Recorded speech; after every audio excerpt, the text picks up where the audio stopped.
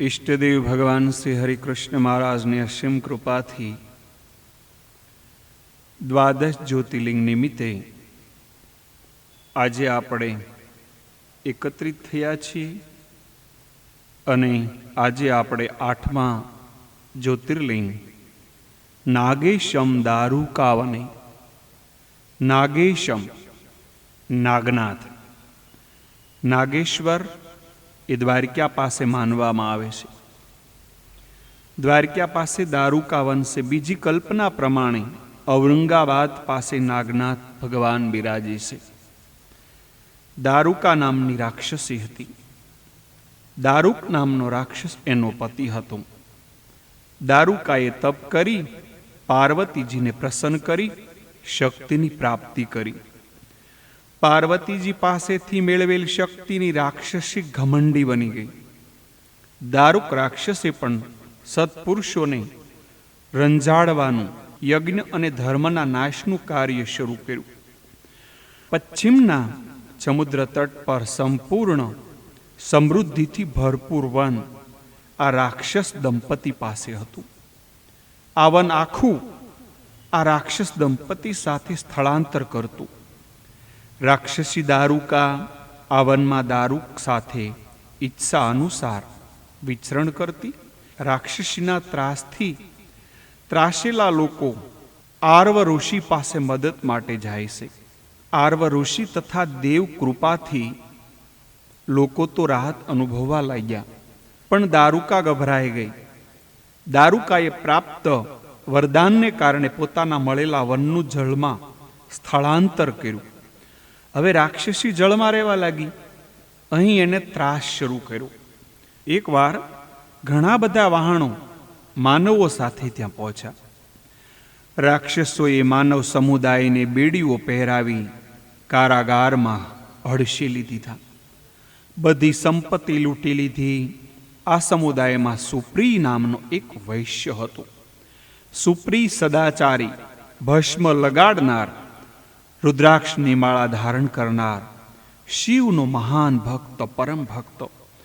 સુપ્રી શિવ પૂજા વગર ભોજન પણ ન કરે. સુપ્રી તથા એની સાથેના બધા શિવ પૂજન કરતા. આમ બધાય ઓમ નમઃ શિવાયનો મંત્ર જાપ, શિવ પૂજા, નિત્ય પૂજા કરતા. સુપ્રીના તપના કારણે તેને શિવ દર્શન પણ થયેલા. આ વાતથી રાક્ષસો ક્રોધે ભરાણા. સુપ્રી તથા સાથીઓ રાક્ષસીઓથી ભયભીત બન્યા. બધાએ અનન્ય પ્રેમથી શિવનું ધ્યાન, ચિંતન, નામ જપ શરૂ કર્યા. સુપ્રીએ દેવદેવેશ્વર ભગવાન શંકર એમને પ્રાર્થના કરતા કહ્યું કે હે કલ્યાણકારી ત્રિલોકના નાથ, દુષ્ટને હરનારા ભક્તવત્સલ શિવ, આપ જ મારા સર્વસ્વ છો. હું આપનો છું, આપને આધીન છું. આપ જ મારા જીવન અને પ્રાણદાતા છો. આપ મારું રક્ષણ કરો. સુપ્રિયાની પ્રેમપૂર્ણ પ્રાર્થના સાંભળી શિવ ત્યાં પ્રગટ થયા.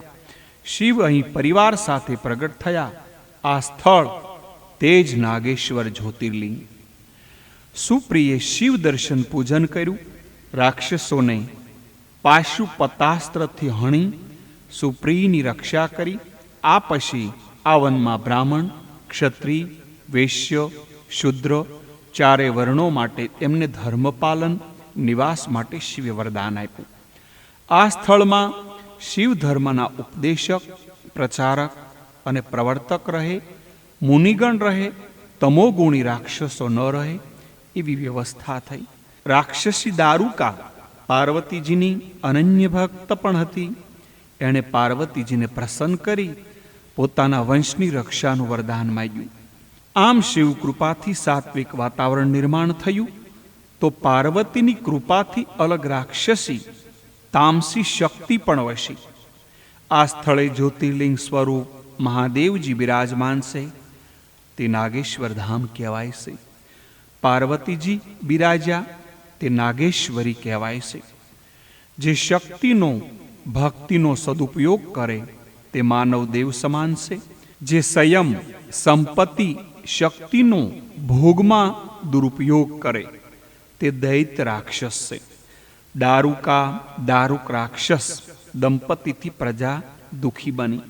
સુપ્રિયે માનવોએ ભગવાનની શક્તિ મેળવી, શિવ કૃપા મેળવી, કામ કર્યું તો તેમની જીત થઈ. ભગવાન શિવ કામનાઓની પૂર્તિ કરનાર છે, પાતકોનો નાશ કરનાર છે, અને શિવ પૂજા, શિવ કથા પ્રસંગ એ પાપ હરનાર છે.